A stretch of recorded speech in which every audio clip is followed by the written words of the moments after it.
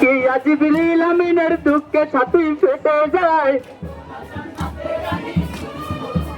High খেলার সাথী জিবরিল আমিন কাঁদিছেন গো জোরে, ও গো আল্লাহ রহম করো দোস্ত হুসেনের পরে।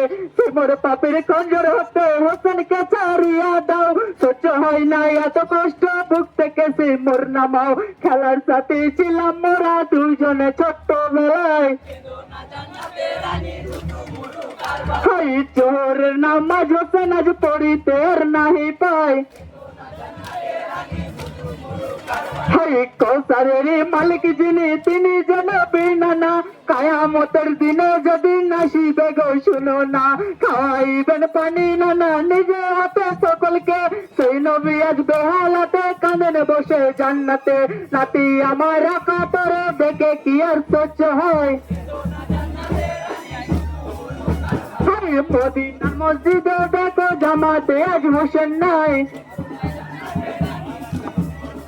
হাই হোসেন বলে ও গো তোমার মিনতি মোর শোনো না, নামাজ শেষে কেটো মাথা বাঁধাই আমি দেব না।